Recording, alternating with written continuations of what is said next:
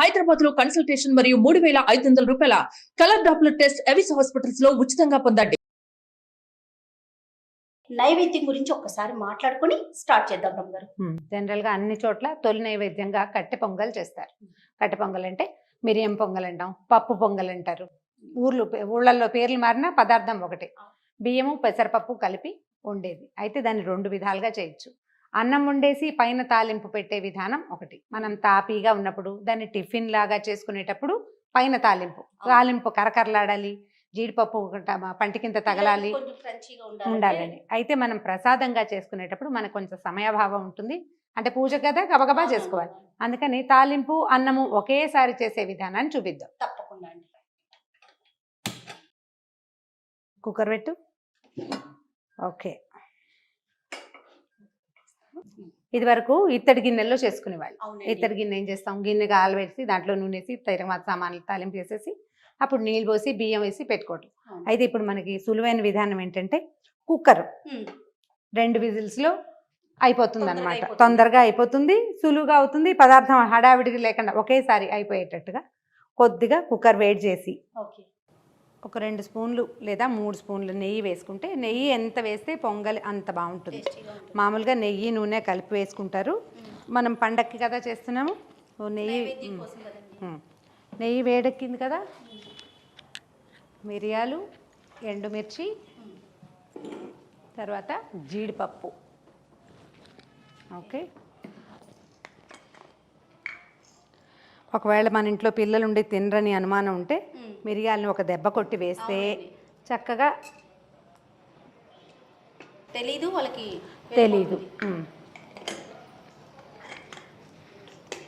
మిరియాలను కొద్దిగా వేకనిచ్చి, అంటే కొంచెం టపటపలాడతాయి. మొహం మీద చిందకుండా మాత్రం జాగ్రత్త పడండి. కొద్దిగా మినపప్పు, ఇది కమ్మదనం కోసం, అంటే వాసన బాగుంటుంది. మినపప్పు కూడా కొంచెం వేగుమొహం పట్టాక జీలకర్ర,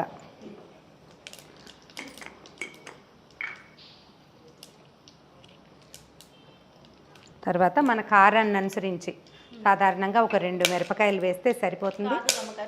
మనం మిరియాలు వేసాం కదా, అయినా కూడా ఎండుమిర్చి వేస్తేనే బాగుంటుంది. వేస్తే బాగుంటుంది. ఎక్కువ తగలదు, అంత ఘాటుగా ఏముండదు. తర్వాత ఇది కొంచెం ఎర్రబడుతూ ఉండగానే మనం ఏం చేయొచ్చు, ఇందులో ఇంగువ ఈ పొంగలికి చాలా తప్పనిసరిగా వాడుకోవాలి.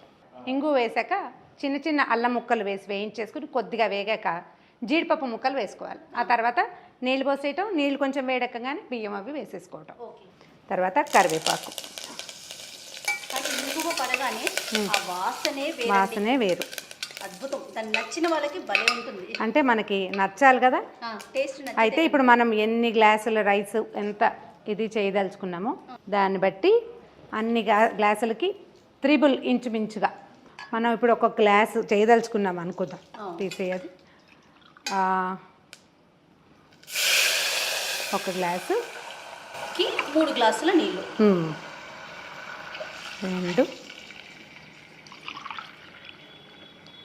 3 గ్లాసులు. ఇంకొక ½ గ్లాస్ వేద్దాము, ఎందుకంటే మనం పెసరపప్పు వేస్తాం కదా దానికోసమని.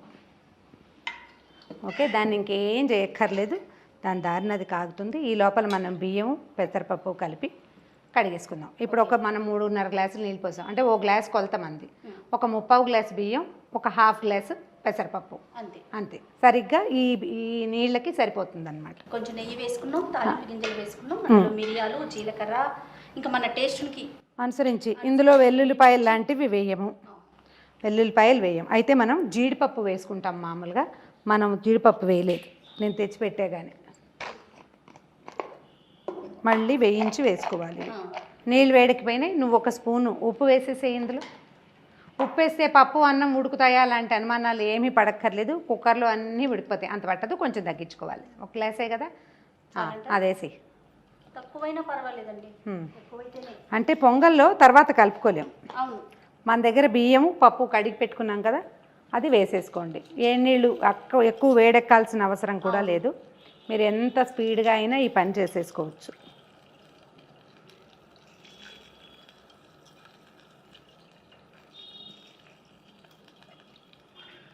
పెసరపప్పు పొంగల్ అంటే పెసరపప్పు ఒంటికి చలవ కదా రమ్మగారు. పెసరపప్పు అంటే ఇప్పుడు చాలా మనం మంచిదని చెప్తుంటారు దసరాల్లో కదా. పెట్టేది విశేషం ఏంటంటే మనం అమ్మవారికి చాలా గట్టిగా శ్లోకాలు స్తోత్రాలు అన్నీ చదివి చేస్తాం కదా, ఉమ్, ఆవిడకి చలవ చేయటం కోసమనే మనం ఇది నైవేద్యం పెడతాం. మూత పెట్టేసుకుందాము. ఉమ్, మూత పెట్టేశాక అప్పుడు మనం జీడిపప్పుని చివరికి తిరగమాత వేసుకుందాం. అట్లా.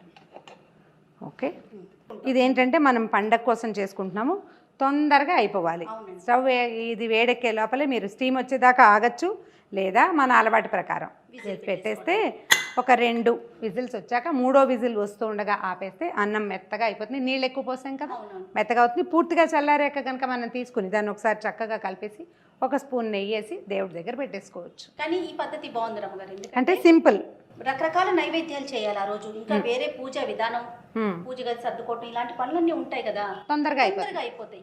ఎక్కువ చేసుకోవటానికి ఒకసారి కుక్కర్ పెట్టేస్తే దాని దారిన అది అయిపోతుంది. ఒకవేళ మనం ఇత్తడి గిన్నెలో చేసుకున్నా కూడా, గిన్నెలో చేస్తాం, నేను చేస్తాను అట్లా, మనం ఇక్కడ కుక్కర్తో చేస్తాం కానీ నేను ఇత్తడి గిన్నె పెడతాను, అందులో ఈ తాలింపు దినుసులు అన్నీ వేసేస్తాం, నీళ్ళు పోసేసి బియ్యం వేసేస్తాను, కొంచెం హైలో ఉంచితే కాసేపటికి అన్నం పొంగొస్తుంది కదా, అప్పుడు సిమ్లో పెట్టి ఒక మూత పెడితే ఒక 10 నిమిషాలు ఉంటే అన్నం కొంచెం వదులుగా మెత్తగా ఉడుకుతుంది, చాలా తొందరగా అయిపోతుంది. గిన్నె తీసుకెళ్ళి దేవుడి దగ్గర పెట్టేసుకోవటమే.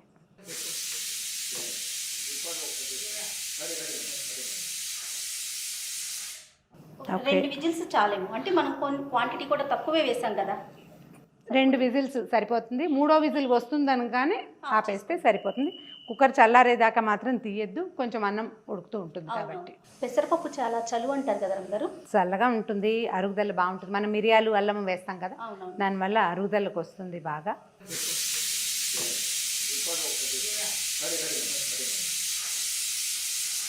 రెండు విజిల్స్ వచ్చేసినాయి చేయ. అవునండి. ఇంకొక విజిల్ రాకముందే మనం ఆపేసుకోవచ్చు. ఓకే. ఇది వరకు మనం నీళ్ళు పోసి ఉండే కదా, పాలు పోసి కూడా ఉండేవాళ్ళు, ఎక్కువ కమ్మగా ఉంటుందని చెప్పి. కొంచెం పాలు పోస్తే కాస్త మెస్సీగా అవుతుంది, కుక్కరు పైకి వచ్చేసి అంతా మీగడగా అయ్యి అలా అవుతుంది. కానీ పాలు పోసి వండినా కూడా చాలా కమ్మగా ఉంటుంది, బాగుంటుంది అనమాట. లేకపోతే మనం ఇట్లా చేసుకుంటాం. యాక్చువల్గా మనము మామ్లో రెగ్యులర్గా వీడియోస్ కంటెంట్ మాట్లాడుకుంటూ ఉంటాము. అలానే కొన్ని వంటలు ఉదయం పూట చేసుకునేవి, టిఫిన్లు కానీ స్నాక్స్ కానీ రకరకాల పచ్చళ్ళు పళ్ళు ఎన్నో మాట్లాడుకున్నాం కదా. మాకేమనిపించిందంటే వాటిని చేసి చూపిద్దాం. ప్రతిదీ కూడా కొంచెం టైం పడుతుంది, కానీ టైం పట్టినా కూడా ఖచ్చితంగా అందించాలి, ఈ కంటెంట్ కూడా తీసుకెళ్ళాలి అని చెప్పి సుమన్ టీవీ మామ్స్ కిచెన్ని స్టార్ట్ చేసామండి. మంచి ఆలోచనే. అంటే ఇవన్నీ తెలిసినవే అయినా కూడా కొంచెం ఈజీ మెథడ్, తొందరగా అయిపోవటం. అయితే నాకైతే ఈ కాలంతో పాటు పాతకాలపు రుచుల్ని పరిచయం చేయాలని, అంటే నేనని వంటకాలు, నా వంట అంతా పాతకాలపు వంటే, పద్ధతులు అవన్నీ తప్పకుండా. అయితే చెప్తున్నా కదా, ఇది మనం పాతకాలపు పద్ధతినే, మరీ పాత విధానం కాకుండా ఇప్పుడున్న అవకాశాలను బట్టి కొంచెం తొందరగా వండేసుకోవటం.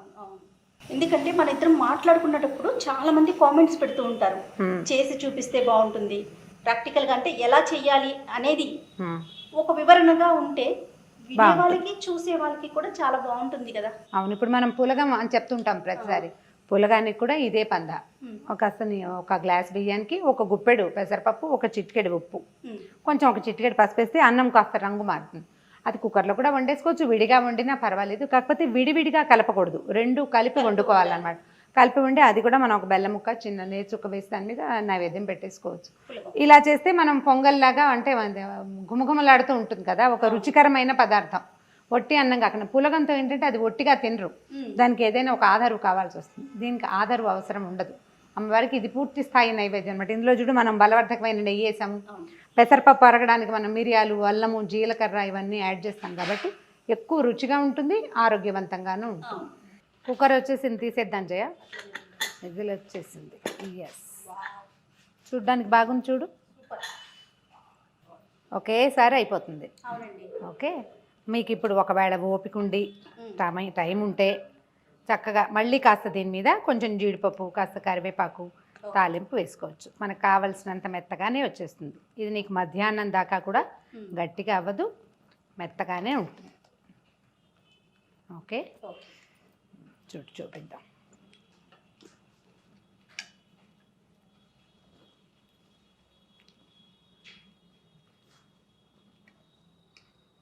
దేవాలయంలో పెడతారు చూడు, అట్లా వస్తుంది. ఒకవేళ మన దగ్గర ఉండే మరీ పాత బియ్యం అనుకో, అప్పుడు ఇంకా కొంచెం ఎక్కువ నీళ్ళు పోసుకోవాలి, నీళ్ళు ఎక్కువ పోసుకోవాలి. ఓకే, సాధారణంగా దేవాలయాల్లో ఎక్కువగా చేస్తూ ఉంటారు కదా రమ్మగారు కట్టె పొంగలి. ఎక్కువ చేస్తారు. అంటే ఇది ధనుర్మాసం రోజుల్లోనూ అప్పుడు ఎక్కువ చేస్తారు కదా. దీన్ని మనం దేవుడికి నైవేద్యం పెట్టేటప్పుడు పైన ఒక స్పూన్ నెయ్యి వేసుకుంటే బాగుంటుంది. దాంట్లో మీరు చూడు కనిపిస్తున్నాయి, జీలకర్ర, ఎండుమిర్చి కనిపిస్తుంది, జీడిపప్పులు కనపడుతున్నాయి, మిరియాలు కనిపిస్తున్నాయి, అల్లం ముక్కలు అన్నంతో పాటు కలిసిపోతాయి. మొత్తం కలిపి మనం ఒకటేసారి నైవేద్యం పెట్టేసుకోవచ్చు. పైన నైవేద్యం పెట్టేటప్పుడు జ్ఞాపకం పెట్టుకోవాల్సింది ఏంటంటే నెయ్యి వేసి నైవేద్యం పెట్టుకోవాలి. అంటే వండేటప్పుడు వేసాం కదా అని అనుకోకుండా పైన నెయ్యి వేసుకోవాలి. పైన నెయ్యి వేసి నైవేద్యం పెడితే సరిపోతుంది. అయితే మొదటి రోజు ఇప్పుడు కట్టె పొంగల్ మనం చేసి చూపించాం కదా రమ్మగారు, ఇది కాకుండా ఇంకేమన్నా పెట్టుకోవచ్చా దీంతో పాటు? దీంతో పాటు అంటే దేవాలయాల్లో తీపి బూందీ పెడతారు, తర్వాత శనగలు లాంటివి పెడతారు, పెసరపప్పు పెట్టచ్చు, బెల్లం వేసుకుని పెట్టచ్చు. ఇంకా ఏదైతే అది మనకి చేతొచ్చింది. ప్రధానంగా పెట్టేది కట్టె పొంగల్.